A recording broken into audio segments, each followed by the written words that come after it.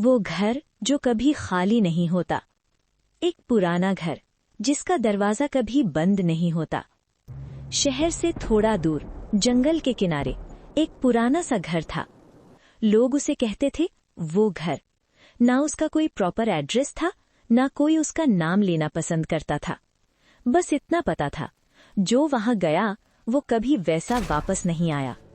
घर की दीवारें पुरानी थीं, पेंट उतर चुका था, और सबसे अजीब बात, उस घर का दरवाजा कभी बंद नहीं होता था। हवा चलती, दरवाजा धीरे धीरे खुलता बंद होता, जैसे कोई अंदर से उसे कंट्रोल कर रहा हो। कहानी का हीरो। इस कहानी का हीरो है एहसान। एहसान एक यंग लड़का था, क्यूरियस, थोड़ा डेयरिंग, और सबसे इम्पोर्टेंट, वो किसी बात पर आसानी से विश्वास नहीं करता था। लोग जब उस घर के बारे में कहते वहां मत जाना, तो एहसान कहता मैं खुद देखूंगा। पहली चेतावनी। एक दिन एहसान ने अपने दादा से पूछा, दादा, वो घर कैसा है? दादा का चेहरा सीरियस हो गया। उन्होंने धीरे से कहा, बेटा, कुछ जगह सिर्फ देखने के लिए नहीं होती। क्यों? दादा ने जवाब दिया, क्योंकि वहां सिर्फ दीवारें नहीं होती, वहां यादें होती हैं जो कभी नहीं जाती। फैसला। एक रात एहसान ने तय किया, मैं कल उस घर जाऊंगा, उस हारजाल। उसके दोस्त डरे हुए थे। एक बोला, पागल है क्या? एहसान हंसकर बोला, गोस्ट स्टोरी है, रियलिटी नहीं। घर के अंदर पहला कदम। अगले दिन शाम के समय एहसान उस घर के सामने खड़ा था। हवा तेज चल रही थी, दरवाजा धीरे धीरे हिल रहा था। एहसान ने अंदर कदम रखा और उसी मोमेंट जैसे हवा रुक गई, सब कुछ खामोश। अंदर का मंजर। अंदर अंधेरा था, पुरानी फर्नीचर, टूटे हुए फ्रेम्स और एक अजीब सी स्मेल, जैसे पुरानी यादें सड़ रही हों। एहसान ने टॉर्च ऑन की।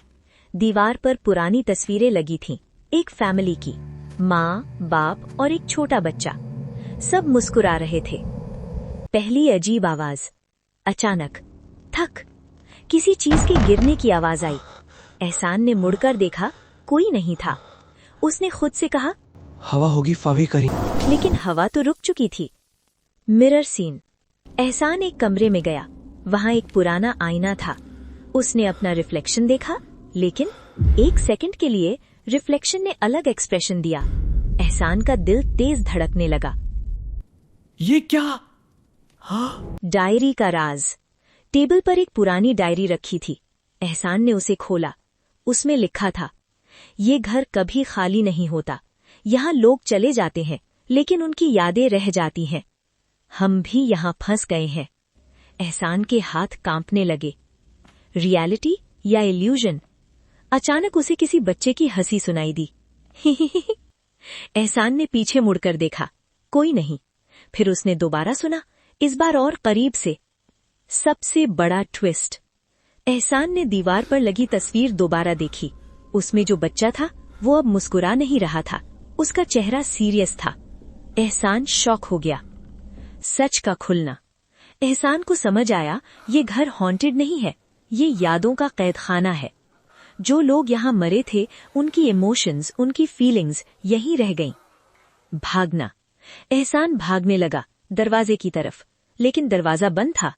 पहली बार वो दरवाजा बंद हो गया था। एहसान ने जोर लगाया और फाइनली दरवाजा खोलकर बाहर निकल आया। अंत। एहसान बाहर आ गया, लेकिन वो वैसा नहीं था।